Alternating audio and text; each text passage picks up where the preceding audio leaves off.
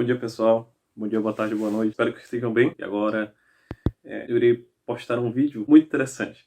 A ideia desse vídeo foi produzida ontem mesmo. E eu acho muito importante até transmitir para vocês como esse vídeo foi, como essa ideia desse vídeo foi dada. Por quê? Porque algumas semanas atrás eu tive a necessidade de estudar sobre por que os ricos prosperam. E alguns anos atrás eu também tive a oportunidade, graças a Deus, de comprar este livro, que é muito bom. Pode estar parecendo meio estranho para vocês, né, na tela de vocês, mas o nome do livro é Por que os ímpios prosperam? Um estudo no Salmo 73, produzido pelo Martyn Lloyd-Jones. E quem me conhece sabe que eu gosto demais dos escritos de Martyn Lloyd-Jones, graças a Deus. Inclusive, ele é considerado pelo John Piper, teólogo reformado, como o maior pregador que se passou durante o século XX na Terra, né? E graças a Deus os sermões deles são ótimos, são maravilhosos. Ele tem obras incríveis, colossais em relação aos estudos das Escrituras, pregações expositivas. A forma dele escrever das suas pregações são incríveis também, são maravilhosas. Ele tem exposições magistrais em Efésios, em Romanos, sobre o Sermão do Monte. Tem o Puritanos, Origens e Sucessores, são livraços maravilhosos que já cheguei a lê-los e é muito bom mesmo. Inclusive, chegando à história que eu quero lhes contar hoje, é a respeito de um capítulo em questão que eu tive muita vontade de ler. Como eu disse, algumas semanas eu comecei a leitura do livro, que inclusive tem uma capa maravilhosa, impressionante essa capa. Eu gosto, talvez seja a capa favorita de todos os livros que eu tenho. A editora Pés tem se superado muito com as capas dos seus livros. A edição antiga do Paixão pela Pureza, a edição nova de Como Eram os Puritanos, até mesmo a edição antiga e até a nova do Puritanos, Origens e Sucessores são capas maravilhosas. Inclusive, eu tive até a oportunidade de evangelizar alguém quando vi essa capa, porque ela ficou logo perguntando: nossa, que capa bonita, né? Que capa legal. E eu tive a oportunidade de contar um pouco sobre o conteúdo que eu havia lido do livro. Então, logo no prefácio, Lloyd-Jones ele destaca o capítulo 8, que diz justamente, ele faz uma reflexão sobre a palavra todavia.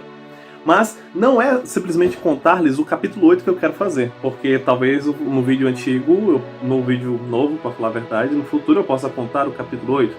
Mas é justamente em relação a uma história que ele conta, que é a história mais famosa de todo o ministério de Lloyd-Jones. E sem querer, pela providência soberana de Deus, eu pude ler essa história. E é essa história que eu venho contar para vocês. É a história justamente do seguinte: eu irei ler as páginas que o Lloyd-Jones conta essa história pra gente e irei fazer um breve comentário sobre isso, tá bom?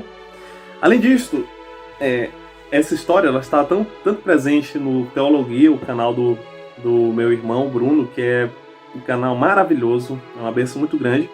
Está presente em alguns escritos como o do Franklin Ferreira e dentre outras pessoas que apresentam a biografia de Lloyd-Jones.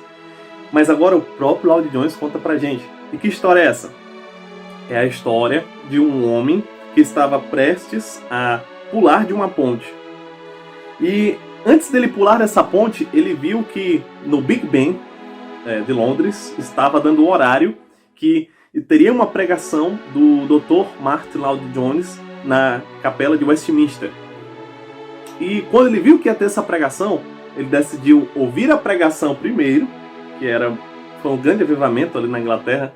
As pessoas se moviam, jovens, adultos, crianças, todos para a capela de Westminster, em uma época muito difícil, entre guerras mundiais, mas eles iam ouvir a pregação. Por quê? Porque Lloyd-Jones pregava expositivamente com o poder do Espírito Santo, explicava o texto, explicava as Escrituras, a palavra de Deus de forma maravilhosa. E a relevância da palavra de Deus para Lloyd-Jones era a sua fidelidade e clareza de exposição.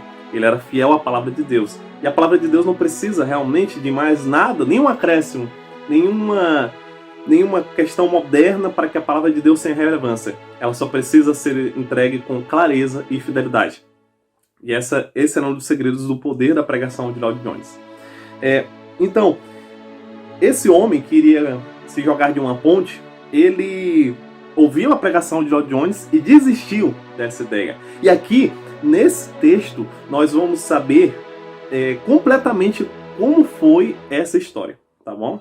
Eu vou ler para vocês rapidamente. Está na página 105 e 106 deste livraço que vale a pena comprar porque é maravilhoso. Vamos lá. Diz o seguinte: permita-me expressar isto claramente, dando-lhes uma ilustração. Lembro-me de um homem que eu e outros estávamos inteiramente certos de que era cristão. Mas chegou a ocasião em que tivemos que ver aquele homem fazer coisas terríveis. Ele fora liberto de uma vida de embriaguez e imoralidade.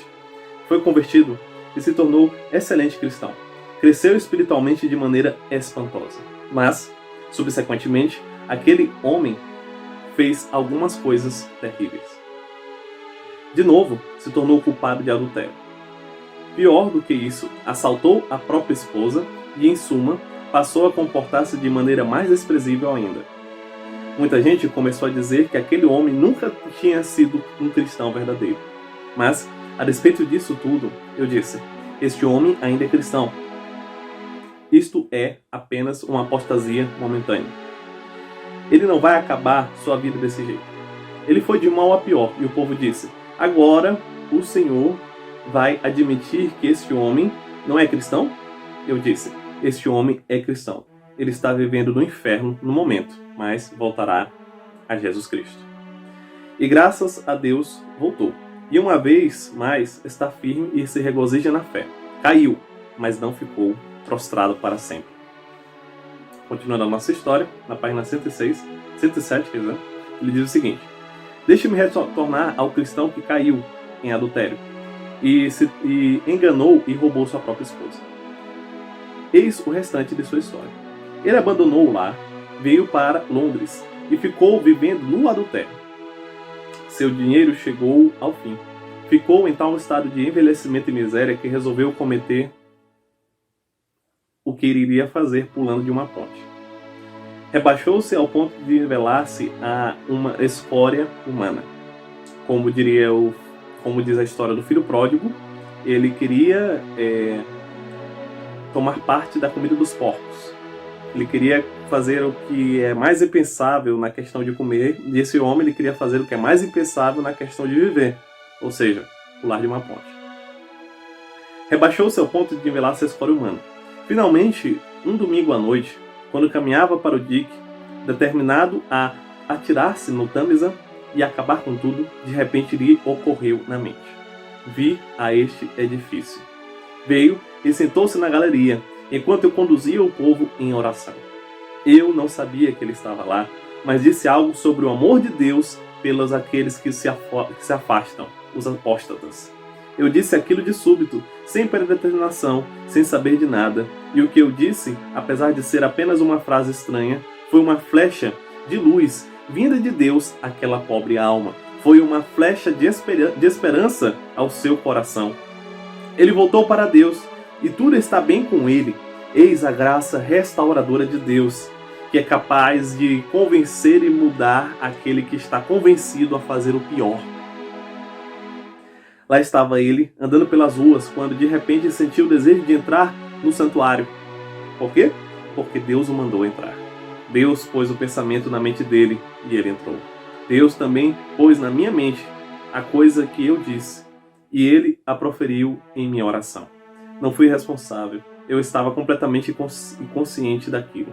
Essa é a maneira como Deus age. Refletindo sobre o Salmo 73, nesse incrível livro, Lloyd Jones nos conta essa história. Eu espero que, sabendo um pouco mais sobre essa história tão famosa da pregação de Lloyd Jones, você conheça também a Deus, você esteja estimulado a ler os livros do Lloyd Jones, e não só conheça a Deus, esteja estimulado a ler os livros dele, mas seja transformado por essas verdades. Transformados, realmente transformados.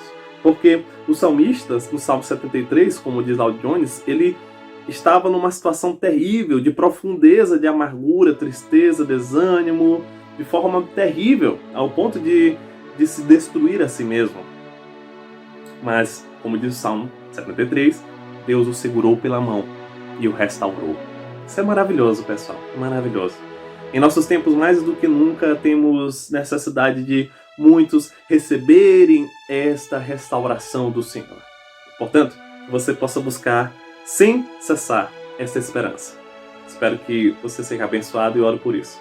Deus e Cristo vos abençoe. Até o próximo vídeo.